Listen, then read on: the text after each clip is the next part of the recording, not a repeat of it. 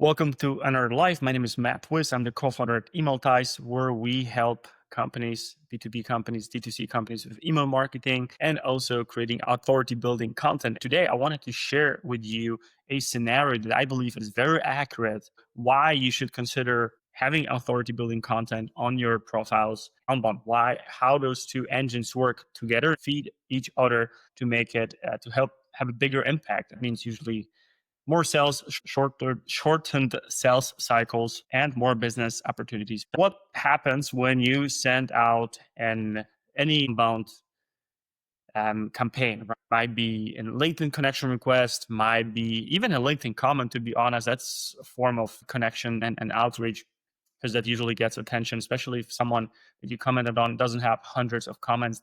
We usually like to engage with our commentators and people that follow us, right? So whether you're sending an email, whether you're sending a cold email and a newsletter, or any form of marketing, any form of communication to your potential clients, that's usually what happens next. They investigate. They want to find out who are you, if they know about you, what exactly are you doing, and if you had a conversation with them in the past. That happens to me all the time for strategic partners that we have here at Email Ties. After 6 months, and not even after 6 months, probably even earlier than that, I don't remember what they do, and then they don't remember what we specialize in. And perhaps something has changed. Maybe they have had a major update or change in their current software or whatever that is, and I need to be reminded of what it is. So that happens all the time. So what do? We Google, and now they ChatGPT you. I have to come up probably with a better verb here, but they look and do their investigations. They look up your company and find something, right? And then they evaluate your content. They evaluate what they see, your profile,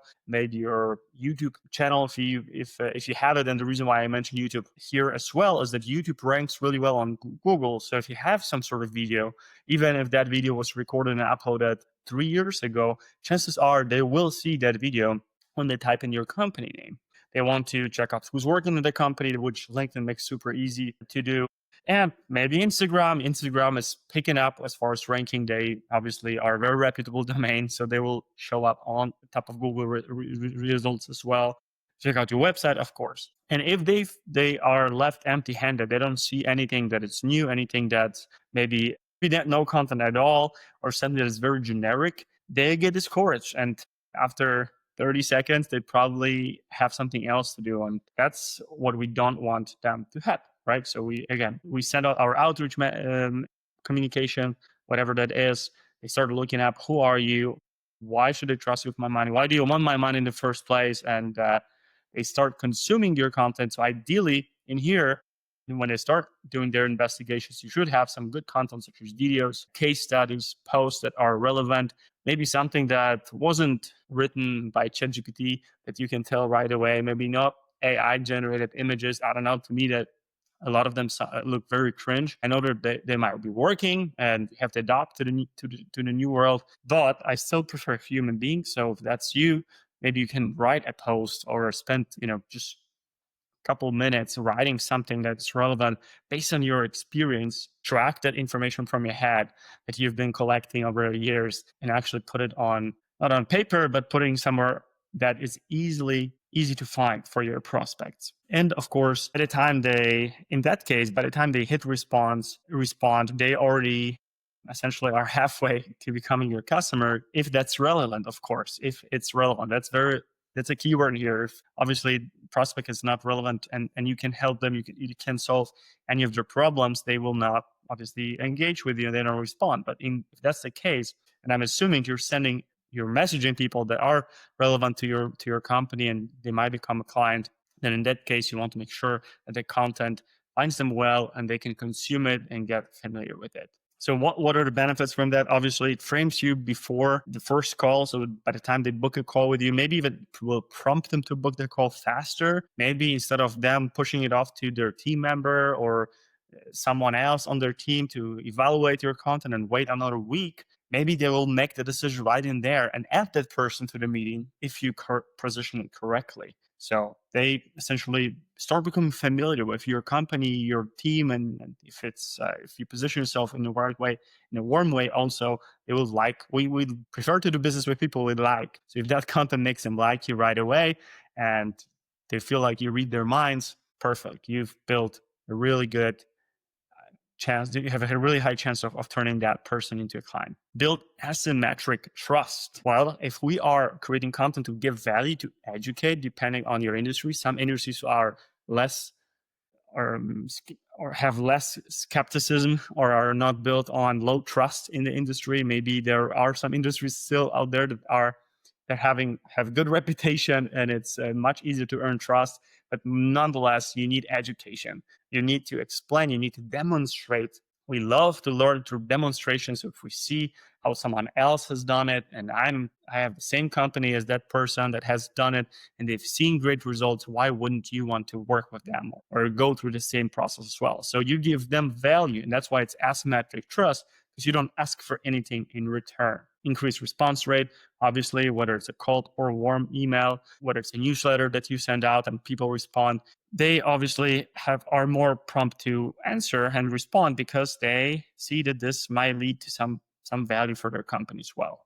And obviously, it positions you as the obvious choice, obviously. Why? Because if they already invested some time in consuming your content instead of someone else's content, then they already feel like probably it's going to be easier to just go with that option. They know what they're talking about. Why should I look? I'm that type of person. If I see something that it's a good fit, I know that this can be the solution for what I'm looking for right now. I don't spend much more time looking for 3, 4, 5 alternatives. I just go with it. Maybe I pick one alternative, but if that's an obvious choice for me, then obviously that can work, and I will not spend my time. Right? So that's why it works. This is a dual engine. That's why I believe it works really well together. And you don't have to have an extremely professional setup or a studio. You can use platforms such as Riverside and your phone. Nowadays, the phones are pretty good as far as the quality goes. Even your MacBook or whatever laptop you're using, this one has pretty decent microphone, especially if you do your editing. I'm doing live right now, so there's no live editing. But if I upload or when I upload this video to YouTube, which I will, the voice quality is much, much better. And you don't have to do all the setup.